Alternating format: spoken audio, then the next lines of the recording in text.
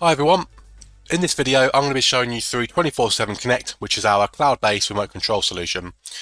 So on the dashboard here, this is what you'll be logging on to on a day-to-day basis. At the moment I'm logged in as the main global administrator, so I have access to all the features within the product. However, when you start adding additional users to the system, you can give them custom roles which determines which permissions and which devices those users are able to connect to. The first thing I want to talk about on this dashboard is the two different license types that are available in 247. So the first type is managed agent licenses. So these are for unattended remote support. So you would install the agent on one of your endpoint devices that you wish to connect to, and that will then consume one license and will allow you to connect in on an unattended basis as and when you need to. However, we also have on-demand licenses. So these are designed for ad hoc support sessions. So for example, if you were working on an IT help desk and you supported external users, you could send them the link to download the on-demand agent and then give them a unique session code which will let you connect to their machine on a temporary basis. And then once you perform the session and fix their issue, no software is left on their machine. So there are two different types of licenses, and you can purchase either one or the other or both depending on what your requirements are for the software. So the first type of connection I'm going to show you through today is the managed agent connections. So before I do so, the first thing we need to be aware of is underneath the account section we have our installers pages. So this is where you can download the relevant software that needs to be installed for connecting to your unattended devices. So underneath the managed agent installers here, this gives you access to the installers for the various platforms that we support. So for Windows installers, for example, you just download the executable or the MSI file, and you can then deploy that either manually or in bulk via tools such as Intune or Group Policy. That will then install the software on the endpoint devices, and they will then enroll into your account. And there is also a control installer here as well. So this would need to be installed on your machine as the person who's providing the support. So coming down to the managed section down here, you'll see first of all we have unassigned devices.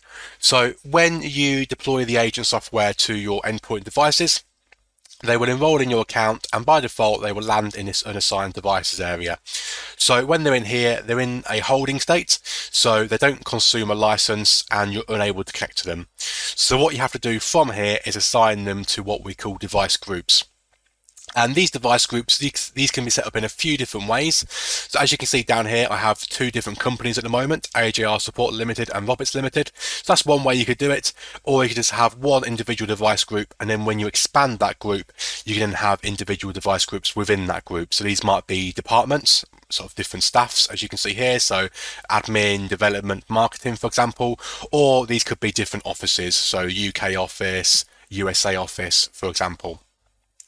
Against each of these groups, you do have three dots, and if you click into device group settings here, this allows you to apply different settings against those groups. So for example, if you wanted user acknowledgement to be enabled for maybe HR machines, for example, which might contain sensitive data on them, you can enable user acknowledgement against that group only. So any user that tries to connect to those machines in that group, they have to require the end user to consent to the connection first.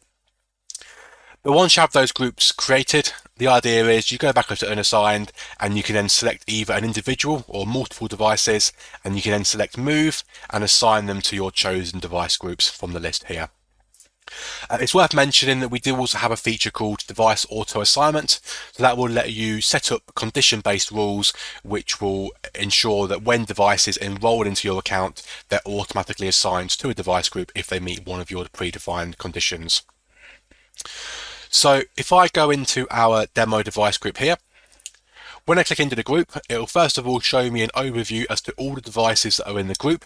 So it shows me the device name, its current IP address, the last logged on username, and then it also shows me the status as well. So whether that device is currently online or currently offline. And then we have our actions here. So we can go straight into a remote connection from here. However, if I click on my device here, this will open up a bit more information about that device before we go in and perform a connection. So the first thing we get here is device details. This just shows us a brief hardware overview of that machine. So it just confirms the machine name, and you can expand it to see things such as storage, how much storage is available on the machines. And we also have device history at the top as well. And this device history, from a security point of view, shows you a record or a log of any past connections that have been performed on this machine. This log can be filtered, so you can filter it based on the time frame. So when you want to look at when the actions happened, or what the action was, or even who actioned it, the action, so who was the user who was connecting to the machine at that moment in time. So once you have that log filtered, you do then have the option to export that log to a PDF or a CSV file if you want a harder copy for further analysis. Our main features that we have access to, though, are along the top of this toolbar here. So View will go in and remote control the machine, which we'll do in a moment. File Transfer will let you send and retrieve files from the agent device. Then you're able to have a two-way chat with the device. You can send one-way messages to the device. And then we also have our remote admin tools here as well, which will let you perform things such as Task Manager, PowerShell, and Registry Edit in the background. So these four features here, file transfer to the tools options, these are available in the background, so you can perform these features without distracting the end user. Or obviously we can go and click View and go into a remote control session with the device. So that's what I'm going to do now. Just click View here. Now, what that will then go ahead and do is launch the control application, which I've installed on my machine that I mentioned earlier. It just opened on my other screen, so I'm just going to pull that across to my screen here. And now within here, you'll see we have a remote control connection to that agent device. So when we're in here, we have full control of the device, so we can take control of it as if we were sat in front of the machine. And then our main features within the view window are available from the toolbar at the top of the screen here. The first option we have is Control-Alt-Delete. So if we click on this, we just have the option to send a Control-Delete command to the agent device. We do have the option to blank the screen. So this doesn't show anything within the view window here. However, if I pull this virtual machine across to this other screen, you'll see what the end user then sees is their screen gets blanked and they just get a message saying that 247connect is currently active on the machine, and that will also lock the end user's mouse and keyboard as well. So that's just really useful if you want to fix an issue and you don't want the end user to see what's happening. You can fix the issue, and then once the issue's been fixed, you can then release that blank screen. So I'm just going to put my virtual machine back onto the other screen. It is worth mentioning that with that blank screen, you are also able to customize the text and also add your company logo to that blank screen image as well. So next feature along the top that we have is access to the clipboard. So this is really useful, and it just allows you to send and retrieve text between yourself and the agent device if you ever want to send any text between yourselves. And then we have the option to do a screenshot as well. So if I click screenshot here, that will give you a little notification just to tell you that you've taken one screenshot. And if you click the drop down menu here, that will let you access that screenshot that you've just taken, or you can click open folder and that will then let you go in and review any historical screenshots that you've taken. So just useful for capturing any evidence of error messages or anything like that. And then we have our other features here. So file transfer, if I open that up, as I mentioned earlier, what this will do is allow you to send or retrieve files between yourself and the end user. So in the top half of this window here, you have your files. And in the bottom half of this window, you have the agent device files. So to send a file, you can simply just drag and drop the file and that will send it to the machine, or vice versa. If there was a file on the agent machine which you wanted to transfer to yourself, you can choose the file from their end and just drag it to your machine, and that will then pull that file back onto your device. Now we have a file transfer window open. You can see we have two different windows open on this machine. So what we can do is, now we have these two open, we can, from the file transfer window, click back onto view, and then likewise in the view window we can flick back onto file transfer as well, just to make it nice and easy to always find out where you need to be. I'm going to close the file transfer window there though. The next feature we have is the chat feature. So what this does is just allow you to have a two-way chat with the user on the other end. So in here, I could say hello to the user, for example. And as you can see there, they get a toast notification just to let them know they had a new message. And then they can then reply to you from the chat box on their device.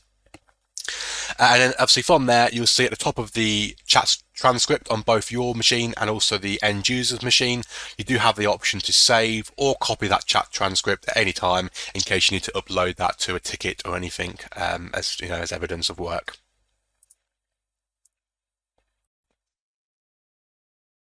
The next feature we have then is the message feature. So what this allows you to do is to send a message to the end user device. So I could say, for example, just going to take over for 5 minutes to fix the issue you reported to me earlier. And then you have different types of messages which you can perform down here. So you can either do a general information message, you can maybe ask a question, or you can make it a more important message. And you also down here have the option to add a timeout to the message as well. So I could put 20 seconds here, for example. Click send to send that message. So that will appear at the bottom of the user screen, and you can see there is a blue bar that's counting down at the bottom with the timer. However, the end user can hover their mouse over that box at any time they want to, and that will then pause that timeout temporarily, as you can see there. So it just lets them read that message, and then from there they can either copy the message or they can just click OK to acknowledge it and to close that message down. And then we have our tools menu. So from the drop down menu here, we have access to Task Manager, PowerShell and Registry Editor. So if I go into Task Manager first of all, this just opens up a Task Manager instance, but it's in the background on the agent device.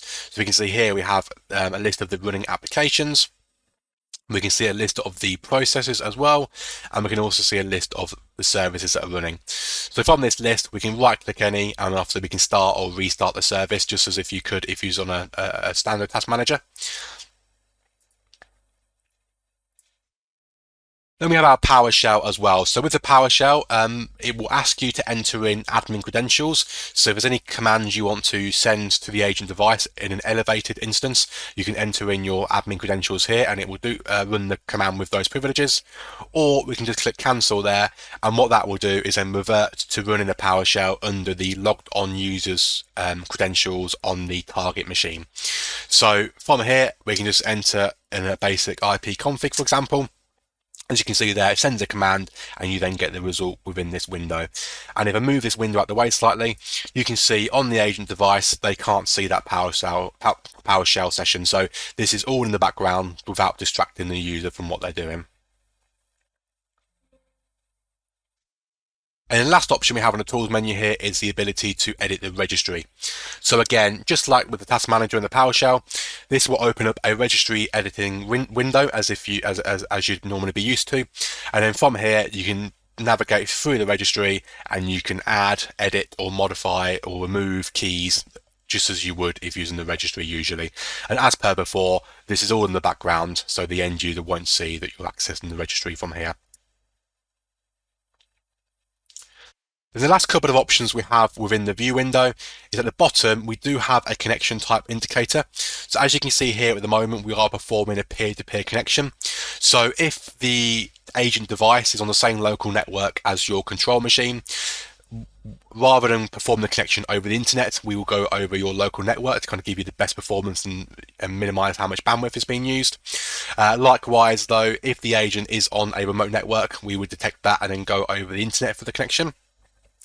And at the top of this window, you just have the option to scale the window to fit or to make the window full screen if you want to as well for, having a more zoomed in view. And then once we've done on that machine, we can just close that view window out, and that will then disconnect it from the machine and take us back to that portal. Because that is an unattended device though, that device will always remain there, so you can always go in and reconnect to that device whenever you want. And last couple of options we do have under the managed section is we have access to favorites. So what you can do here is any of the devices from your hierarchy, if you may be connected to some machines more often than you do to other machines, you can favorite those machines and they'll just then be available here for quick access to get quick connections to them whenever you need. And then from the in session page, this will just show you a list of any machines that you are currently connected to. Obviously my list is blank here because we just disconnected from that machine that we were connected to. But if we were still connected to that machine, it would just be showing in session here, so you have an overview of any actively running sessions. And the last thing we have at the top for manage sessions is we do also have a search bar. So the search bar applies to the whole portal, so you can search users, you can search for roles or devices, but on a managed device instance it's really useful. So let's say, for example, a member of staff calls you up asking for support. You can just ask them for their laptop number or their device serial number from the list here. So in my case, my device is called ARWin11. So I can search for that device from the list here, and then from here it will return that machine, and I can need to click view, and I can go in and perform a connection straight to that machine from that search bar.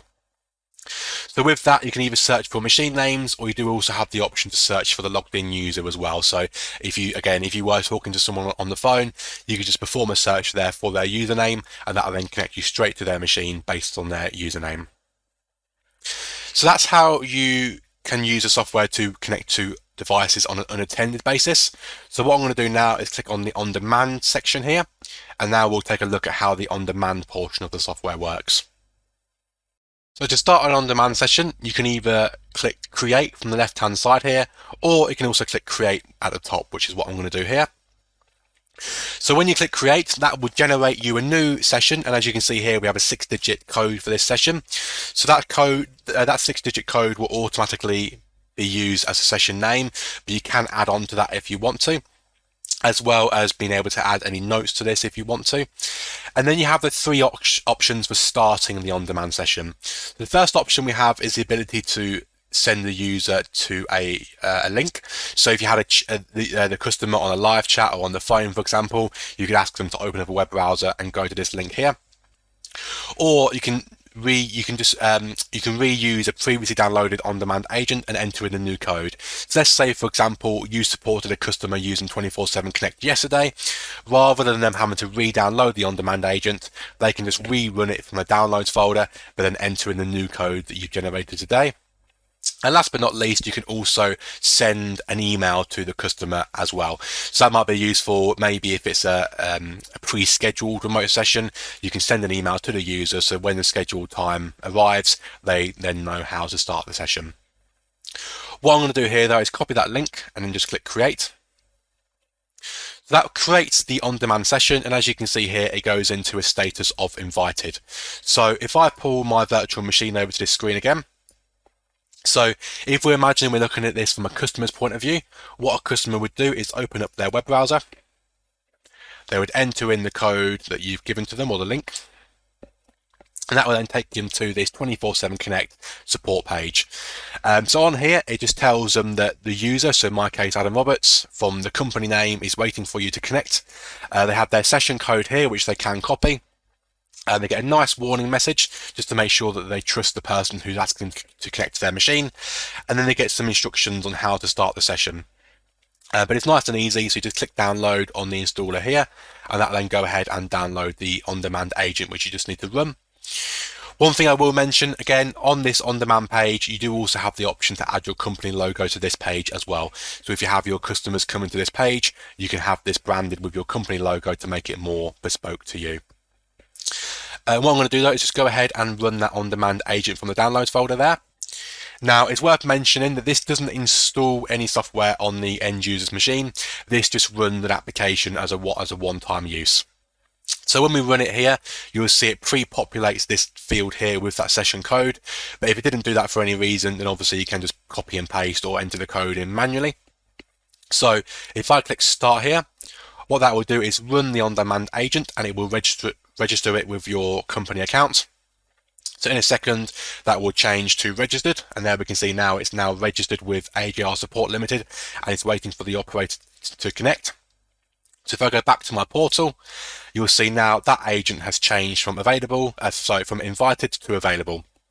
So I can connect to that machine straight from these options here again, or as with the managed agent, I can click into this, and this will then show me a bit of information about that machine before I go in and perform a connection as well. What I'm going to do though is click view here to start the connection to the machine. Now, because this is an on-demand session, you'll see down here we have user acknowledgement is always enabled. So at the moment, the connection's been established, but it's waiting for the end user to approve the connection. So if I just pull that out of the way slightly and open my virtual machine back up, You'll see on the customer's machine, they now have an additional box in the bottom right hand corner, which just gives them the final option to either approve or reject the connection. And you'll see here it says, if you approve the connection, this is the features that the user will have access to.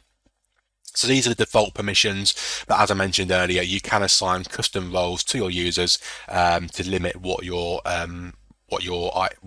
users are able to do when they're on the customer's machine. What I'm going to do here, though, is just click approve to allow the connection, and that'll then go ahead and connect my control machine to that device. So again, to save any confusion, I'm just going to move my virtual machine out of the way onto the other screen. And now we just have our on-demand session, and we have a connection to this customer's machine. Now, the features that are available within the on-demand session are largely the same.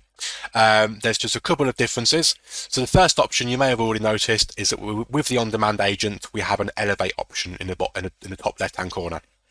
So because the on-demand agent isn't installed and it's just running as an application, it's running under the user context. Basically what that means is if you're trying to access areas such as a registry, or if you can see UAC prompts appearing, you wouldn't see those by default. So if you wanted to access those admin areas or wanted to interact with UAC prompts, you would need to elevate the session here. So if we click on that, this gives you two options for elevating the session. So if you were connecting to a user's machine, maybe it was a company machine within your company, or maybe you just already had an account on that machine, what you can do is you can enter in your admin credentials that exist on that machine, and that will then elevate the session for you. Or alternatively, if you're connecting to an external user and you haven't got an account on their machine, you can click elevate in the bottom right hand in the bottom half of this window here, and that will show a prompt on the customer's machine, and that will ask them to elevate the session for you. So if you were trying to fix an issue which required you to access a USC area, you can ask the customer to elevate the session for you, and once that's been elevated, you'll then have access to those areas. That is also why the Control-Alt-Delete prompt is grayed out here, because that will be grayed out until the session's been elevated. But apart from that, the features that are available within the on-demand session are the same. The only other difference is that we don't have the blank screen feature for on-demand sessions. The blank screen feature is only available for managed agent devices. But once we've finished with this machine, we can cross the window off.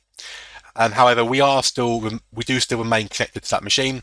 So you can see here we can end the session from here, or if I click on demand, that will show me a list of any sessions which are still running against my account. So with this, I can either end the session here, which I'm going to do now, or it goes without saying, but the customer on the other end also have the option to end the session whenever they want to end the session as well.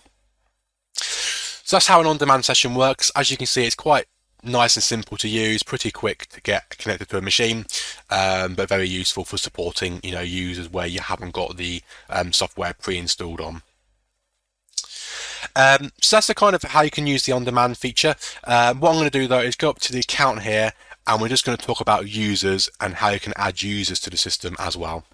So on this page here, this shows you a list of any users which are already active on the account. So as you can see here, we have the name of the user, we have the email address, and then we have what type of user they are. So when you hover over these icons, you can see we have this particular user is an on-demand operator. They're also a managed device operator.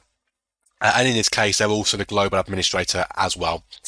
However, you can see here, this user, Freddie, he hasn't got any types assigned to him at the moment, and that's where the product works on a zero trust basis. So when you add a new user to the account, by default, they will have access to no devices, and they won't have any permissions within the account. So they'll be able to log in, they just won't be able to use the software to connect to anything until you assign them permissions. The first thing we're going to do though is to show you how to add a new user. So if I click invite a user here, it's nice and straightforward. So you can pop in the email address for the new user that you want to add. And then we have the authentication method options here as well. So you can either set up the account using a local email address and password, or if you have a Microsoft or a Google tenant within your organization, you can actually link the login with your tenant, and that will obviously enable single sign-on against your Microsoft or your Google tenant. So that will set up the process of creating the user. And as I mentioned, once the users verify their email address, their account will be created, but they won't have any permissions assigned to them. So that's where the roles on the left-hand side come into play. So with the software, we provide you 3 roles by default. We give you the global administrator role, which obviously gives you access to all features within the product. We have a managed user, so this gives you the permissions that are typically required to perform connections to managed agents or unattended devices. And then we have an on-demand user, which contains the permissions that are required to connect to on-demand devices. And then obviously, as you can see here, you can create your own roles as well. So I can go to the top and add a role, and you can then create as many roles as you like. So with this, you can create a new role. So I can call this demo, for example. You put a description on it, and then within here, you can then choose the permissions that you want to enable against this role. And again, with zero trust being in mind, by default, when you create this role, all features or all permissions within the role are set to disabled. So you have to come into here and enable the permissions that you want this role to have. And as you can see here, we have different types of permissions. So we have account level permissions, we have your managed device level permissions, and then we have your on-demand device permissions from there as well. But of course, you do also have the option to edit existing roles from here as well. One thing I will mention as well that I skipped past is we do also have the option to do user groups. So when you add your users to the account, you can add them to a group. So for example, you might have first line technicians, second line technicians, and that becomes useful because if we go back to roles, we can then look at the role assignment from this page here. So when we click into role assignment, first of all, this is where we can choose which roles we want to assign to which users. So the first thing we do here is choose the role we want to assign. So I'm going to choose the global administrator role.